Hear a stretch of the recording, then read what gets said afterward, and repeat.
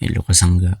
Ngayong araw, April 12, nagising ako ng madaling araw. Time check, 5:50 ng umaga. Pero nagising ako ng mga alas 5.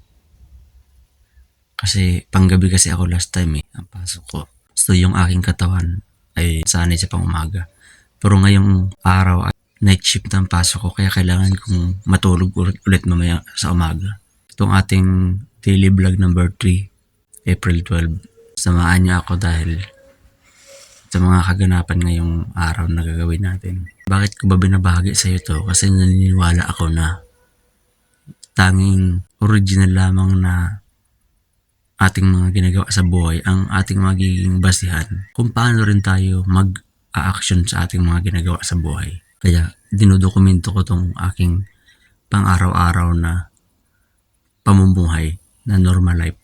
Kasi naniniwala ako na kung madokumento lamang natin ang ating buhay sa pang-araw-araw nating ginagawa, mas makikita natin yung kung ano ba yung ating mga pwedeng gawin at pwedeng gawing i-improve sa ating buhay. Yun lang sa ngayon. Abangan nyo mamaya sa ating pagising. Mga kasangga, kakagising lang natin. Sarap matulog. Pero alanganin yung aking gising, gawa na may pasok ko mamayang gabi. Kaya kailangan matulog ulit mamaya. Luto muna ako ng breakfast. Siguro ng ano muna para sa mga bata. Dalawa lang ulam eh. Luto muna tayo. Hello mga kasangga. Malamig na ngayon dito. Mag-winter na. Kaya si Kunel ay nakapajama. Magbibig po. Kaya nag-wear na siya ng kanyang socks. Ayun. So, pakita mo socks na maganda. May socks na maganda si Kuni. Huwag kay Poopy. Dahil mag-warm si Poopy. Kiss Poopy 3. Bakit? At si Kuya Ape naman ay nag-prepare ng egg at mag-scramble egg. Say hi, be. Mga kasangga. Say bye sa mga kasangga po. Nag-prepare na si Kuya Ape ng itlog. Dahil best chef in the world yan. Mumi kasi masakit ang ulo niya ngayon. May migraine. Kaya kami muna dito sa kusina ng breakfast. Anong lulutuin mo, be? Scrambled egg. Scrambled egg. Yeah, scrambled egg na. Luluto tayo mga kasangga ng ham. Spicy nga lang to. Ayaw ni Kunel. Kaya magluto din tayo ng separate na sunny side up na itlog para kay Kunel. At si Matbi naman magagawa ng scrambled egg. Doon siya. Kasi ayaw ni Kunel ng scrambled egg. Gusto na sunny side up. Go. Ito naman, nagluluto na tayo ng spam. Tapos na to, at mamaya mag-ano tayo ng itlog naman. Poppy! Po! I found a wrench outside. You found what po? A wrench. Wrench! Maybe that one is from the plumber that came yesterday to fix our water. Just keep that one there po. Ano? Magluluto tayo ng sunny side up na Kunel, mga 2 pieces siguro. Gusto niya sunny side up. Tayo natin. Yan. Tapos lagyan mo ng konting asin. Yan yung ating sunny side up. 3 piece, 3 peraso kay Kunel. Next nating lulutuin, corn beef. Yung sibuyas. Naluto na natin yung sunny side up ni Kunel. Ito na Jumila, say hi Jumila. Sunny side up ni Kunel. Luto na natin. At saka yung ating spam. Ano naman? Sunny side up. Yung, doon, corn beef. Ito naman. Pero bago pala ito na nga muna siguro. Ano muna. Kasi magluluto din ng scrambled egg eh. Ito.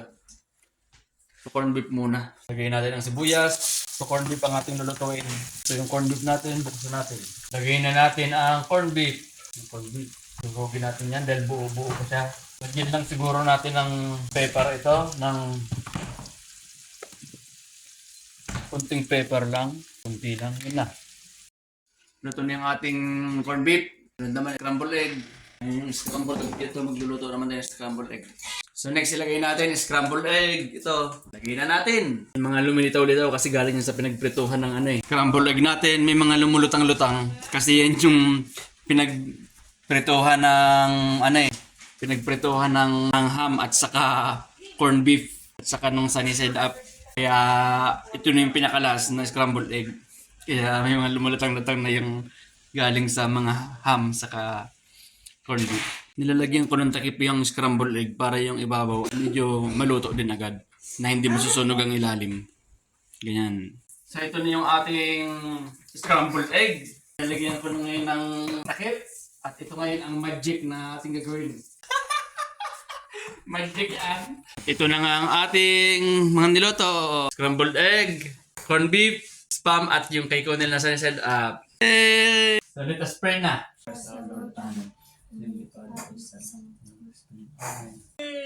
Almusal muna tayo mga kasangga. Kain tayo. Since you're good job on eating your breakfast, what you're going to eat? Ice cream. Ice cream! Where's your ice cream? Where's your cone? Oh, bigyan na kay Kuya Api. Dahil bigyan ka ng ice cream ni Kuya Api. Which one do you like? Which one would you like? Which your favorite? Oh, what is the cookies and cream? Grabe. What will you say to Poppy? Grabe. Ice cream muna tayo. Ooh, ice cream mga kasangga. Grabe. Cookies and cream and vanilla. Overload. Mga kasangga, tapos na nga kaming kumain at si Conel ay biglang nagsuot ng kanyang magic hat. What is that for, baby po? Why you're wearing that one po? That is for what po? Is that like looks like Michael Jackson? Lookalikes. Oh, is that your idol po? Can you show us some your moves, your dance move like Michael Jackson? Doon po, baby po. Dali. Punta tayo dali. Papunta nga tayo dito. Tingnan natin si Conel lang siya. 1, 2, 3! Yung mismong moves mo na, ganun paano, yung paano mag-ikot si Michael Jackson. Dali, paano? 1, 2, 3. Grabe! Kay Poppy! Kiss kay Poppy, baby, dali po, dali! Kiss kay Poppy! Yay! Michael Jackson namin yan. How do you lean like Michael Jackson? Paano mag-sandal si Michael Jackson? Grabe! Paano yung moonwalk ni Michael Jackson? Moonwalk. Oh, grabe! Michael Jackson nga. Ay, grabe! May ikot pa! Very good din naman yan. So, what kind of dance, baby, are you going to dance? Smooth criminal. Smooth Criminal by Michael Jackson, right? O, sige. 1, 2, 3! Dun, dun, dun. Dun, tigadun, dun, tigadun, dun, dun, tigadun, dun, tigadun, dun, tigadun, dun, dun, dun, dun, tigadun,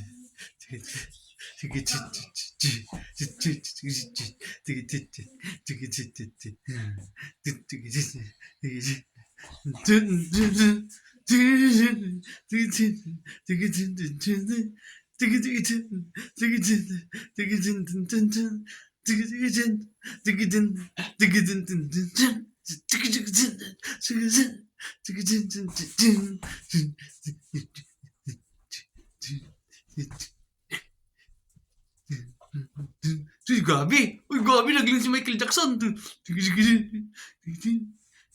gabi! Gabi! Uy, gabi! Gabi! Malakpakan! But there's galing naman ng Michael Jackson namin. Say flying kiss sa mga kasangga for your great performance today.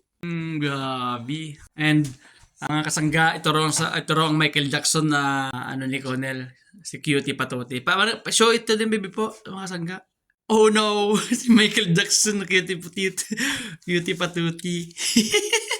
And sabi ni Conel, what do you say, baby po, about that one, baby po?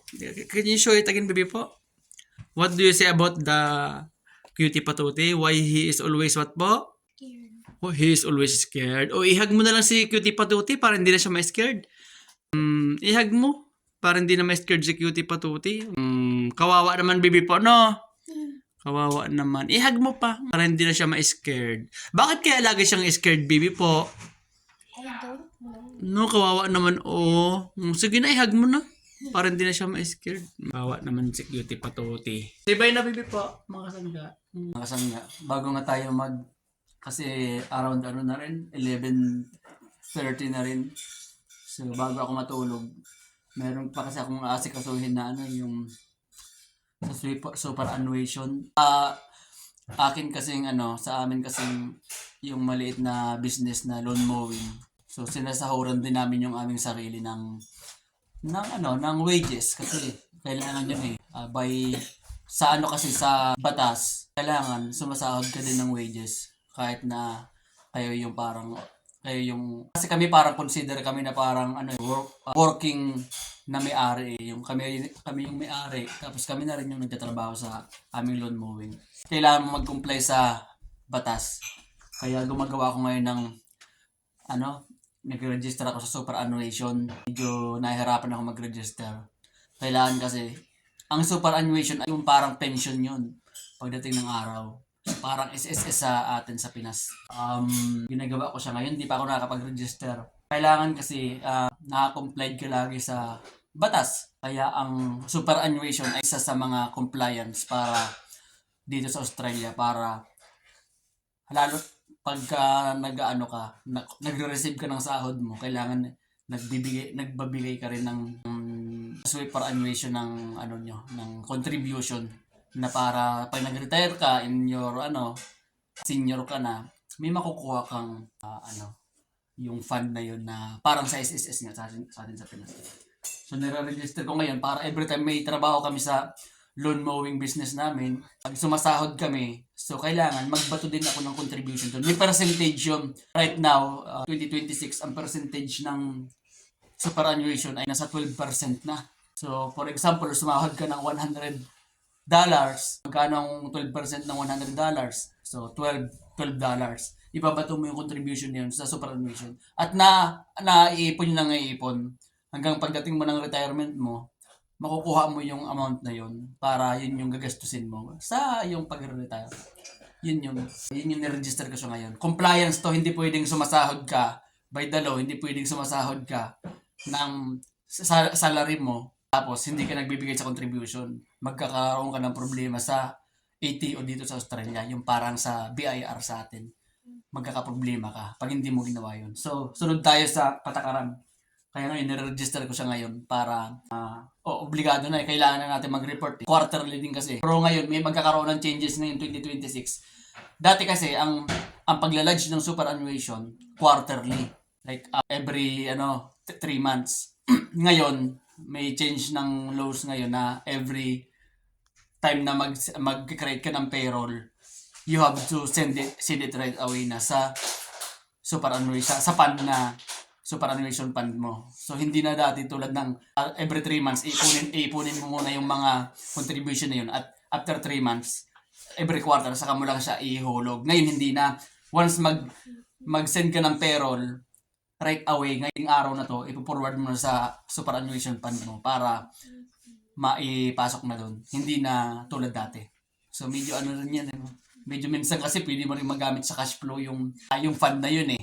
Mayroon kang perang in 3 months, so imagine. Kahit pa paano. Pero ngayon, ibibigay mo na kaagad yun. So, yung mga kasangga, tulog muna tayo ng mga ilang oras dahil pasok na natin mamayang gabi. Kailangan nating matulog ng konti. Ang hirap sa unang araw ng panggabi dahil hindi ka halos makatulog kasi yung tulog mo normal ay galing sa pangumaga eh. Tapos magsisip ka ng panggabi, so mahirap. Tulog muna tayo. ilang mga kasangga, pasok na tayo ngayon dahil panggabi. Kaya meron tayong jacket dahil pangamig na. Na rin dito, quarter na rin. Tara, pasok tayo. Mahangin-hangin pa naman sa labas. Gawa ng parang nag-change climate na eh. Palamig na talagang panahon. Sobrang lakas ng hangin ngayon. Maliwanag pa naman. Alas 5 na. Sobrang lakas ng hangin. Tara, pasok muna tayo. Mga kasangga, nandito na tayo sa trabaho. Trabaho muna tayo ngayon. Yun lang sa ating ngayong araw. Yun lang ating activities. Join ka pala sa ating FB group na KEUPH. Samahan nyo ako doon na tuparin ang ating mga tulungan. So, join ka na doon. Yun ay FB group. Samahan ng mga Pilipinong malalakas ang loob. May malalaking pangarap. Na kahit pamali-mali tayo sa buhay, pinipilit pa rin nating maayos ang ating buhay. Kita-kita tayo doon. Maraming salamat. Please support, subscribe na rin, and follow ka na rin para updated ka sa ating mga susunod na i-uploads. Yun lang. Maraming salamat. Jumil Ignacio. Hanggang sa muli. Bye-bye.